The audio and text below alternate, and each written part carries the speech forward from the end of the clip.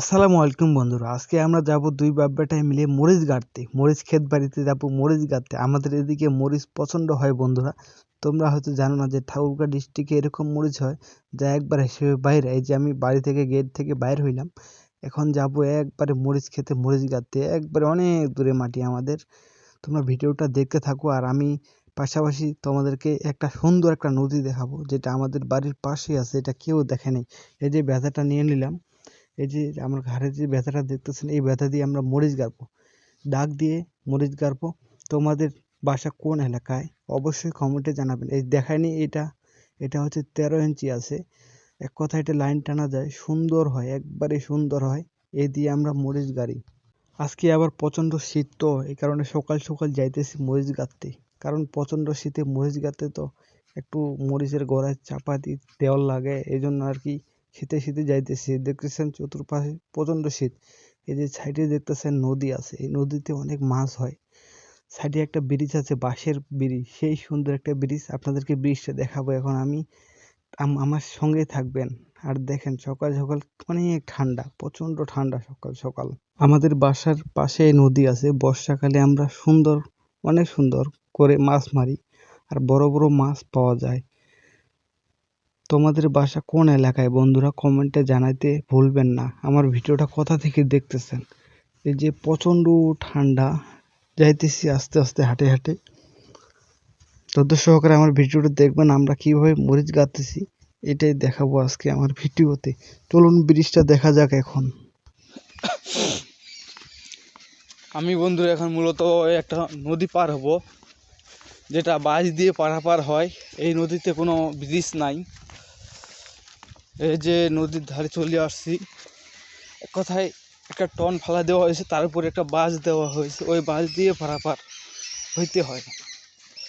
মোবাইলটা সাবধানে দিতে হবে। এই যে দেখতে সেটা ব্রিজ, এক কথায় গ্রামের ভাষায় বাঁশের পুল, বাঁশের ব্রিজ বলে এটাকে। খুবই সাবধানে যেতে হবে। এই যে আমার পা দেখেন, নিচে পানি, অনেক পানি আছে। এই নদীর পানি শুকায় না, এই নদীর নাম হচ্ছে শুক নদী। এটা অনেক বড় একটা নদী। এই যে নদী, এই পাশেও নদী, অনেক দূর চলে গেছে। এই যে আমি এখন মাঝখানে দাঁড়িয়ে আছি, জানি না মোবাইলটা পড়ে জানি কি আবার দেখতেছেন আমাকে।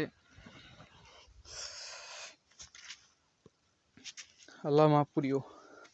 আল্লাহ আকবার, আল্লাহ আকবার, আল্লাহ আকবার। অবশেষে বন্ধুরা ব্রিজটা পার হয়ে গেলাম। ব্রিজটা দেখলেন? আপনাদের এলাকায় এরকম ব্রিজ আছে নাকি অবশ্যই কমেন্ট করে জানিয়ে দিবেন। ওই যে অনেক দূরে যাবো আমি মরিচ গাঁথতে।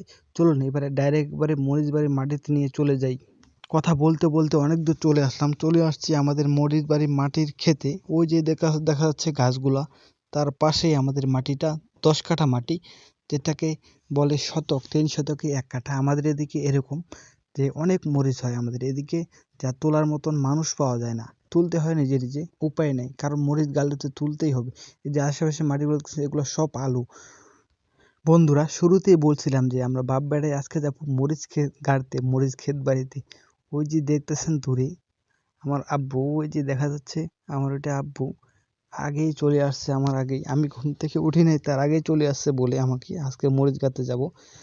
ওই যে আমার আব্বু মনে হয় মাটি সমান করতেছে কোদাল দিয়ে, দেখতেছেন ওই যে মাটি সমান করতেছে ঘাড়ে কোদাল। আমি সেই ঠিক মতো ভিডিও করতে পারি না, এই জন্য দুঃখিত তোমাদের কাছে। ওই যে দেখতেছেন আমার আব্বু কোদাল দিয়ে মাটি সমান করতেছে।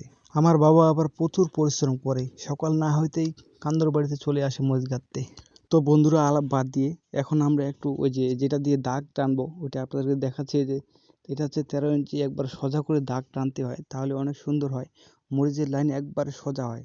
আমি আর কি বন্ধুরা মরিচ বাড়িতে আসে মরিচ গাঁটতে গাঁটতে ভণ্ডামি শুরু করে দিছি। এই যে প্রথমবার মরিচগুলা পুলগুলা ফালাই দিছিলাম, তারপরে এখন গাঁটতেছি। দেখেন আমি কিভাবে মরিচ গাঁটতেছি, মরিচের পুল ফালাই দিয়ে মরিচ গাঁটতেছি। সবশেষে আমরা মরিচ গাঁটা শুরু করে দিলাম। এই যে আমি মরিচ গাঁটতেছি, অনেক সুন্দর সুন্দর হইতেছে। আর আপনারা ভিডিওটা আমার এতক্ষণ কোথা থেকে দেখলেন অবশ্যই কমেন্টে জানাবেন। আর আপনার এলাকায় কি এরকম করে মরিচ গাড়ে? আপনাদের এলাকায় কীরকম মরিচ চাষ হয় এটাও বলবেন। আমি সর্বশেষে আরেকটা ভিডিও দিব, যখন আমাদের মরিচ ধরবে গাছে তখনকার একটা ভিডিও দিব। সবাই ভিডিওটাতে লাইক করে সেভ করে রাখবেন। আশা করি ভালো থাকবেন, সুস্থ থাকবেন, আমার জন্য দোয়া করবেন। আসসালামু আলাইকুম সবাইকে।